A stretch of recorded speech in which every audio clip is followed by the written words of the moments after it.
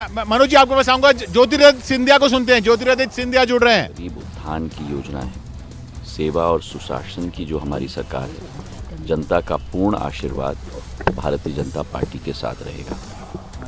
कल कई कहानियां मैंने सुनी कि लड्डू कोई एकत्रित कर रहे थे, कोई शाबाशी की बैनर्स पोस्टर्स लगवा रहे थे, और मैंने सदैव कहा था कि नतीजे का इंतज़ार करो। तो मुझे पूर्ण विश्वास है कि जनता का आशीर्वाद भारतीय जनता पार्टी के साथ रहेगा, और समूचे मध्य प्रदेश की जनता को मैं नमन करता हूं।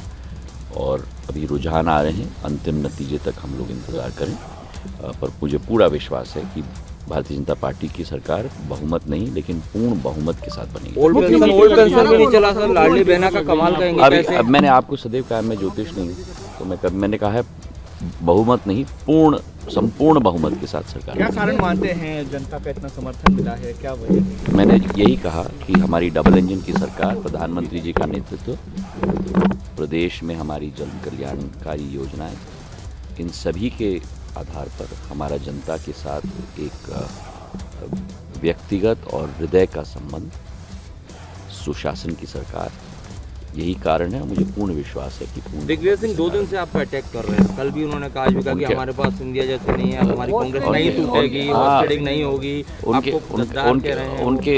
उनके हर एक बद्दुआ का मैं स्वागत करता हूं, और दिग्विजय सिंह जी को मैं अपने तरफ से, अपने दिल की गहराइयों से मैं उनको शुभकामनाएं भी देता हूँ। ठीक है, thank you sir, thank you. Jyotiraditya Scindia कहते हुए पूर्ण बहुमत की सरकार आएगी। अच्छा खासा बहुमत दिख रहा है इस वक्त। 228 के रुझान आ चुके हैं। 230 में से 138 पर बीजेपी आगे, कांग्रेस सिर्फ 89 पर आगे। मध्य प्रदेश में ये पलटना कांग्रेस के लिए नामुमकिन सा लग रहा है। मनोज यादव जी। जी किशोर जी, निश्चित रूप से सब जो पॉलिटिकल पंडित यहाँ बैठ करके बड़ी बड़ी बातें करते थे और किस तरह से एक नैरेटिव और बड़ी खबर और दे दूं आपको मनोज जी, छत्तीसगढ़ के 90 के 90 रुझान जो अभी तक आए उसमें 48 में बीजेपी आगे, 40 पर कांग्रेस। सबसे बड़ी खबर छत्तीसगढ़ की दिख रही है।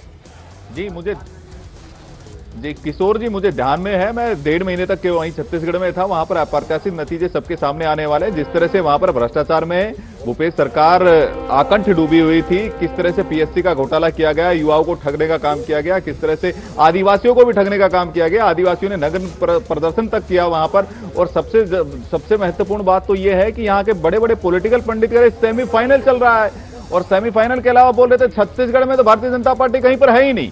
तो साफ साफ दिखा रहे हैं कि जो पॉलिटिकल पंडित यहाँ बंद कमरों में बैठ करके बातें करते हैं, भारतीय जनता पार्टी जमीन पर काम करती है। और राजस्थान में भी आप देखिए, और मध्य प्रदेश में देखिए, तो ये जो नतीजे आ रहे हैं वो साफ दिखाते हैं कि सेवा, सुशासन, पारदर्शी सरकार, भ्रष्टाचार मुक्त सरकार कोई दे सकता है तो भारतीय जनता पार्टी दे सकती है। अभी तो आपकी बात बिल्कुल सही लग रही है। ये रुझान पलटते बिल्कुल नहीं दिख रहे हैं। नहीं सर, मध्य प्रदेश में तो बाद में भी ठीक ही रहेगा। और मैं बता रहा हूं, भूपेश बघेल खुद पीछे चल रहे हैं। हमारे विजय बघेल जी, जो हमारी घोषणा पत्र समिति के संयोजक थे, वो आगे चल रहे हैं। तो साफ साफ दिखाता है भूपेश बघेल को वहां के खुद उसके क्षेत्र के लोग नकार चुके हैं। तो छत्तीसगढ़ की जनता कहती है अब नहीं सही वो, बदल के रही वो। और निश्चित रूप से छत्तीसगढ़ में भी देखिएगा, और राजस्थान में नहीं सहेगा। राजस्थान का एक नारा प्रचलन में आया कि किस तरह पेपर लीक के मामले सबके सामने आए, किस तरह से महिलाओं का उत्पीड़न किया गया, और उत्पीड़न होने के बावजूद मर्दों का प्रदेश है।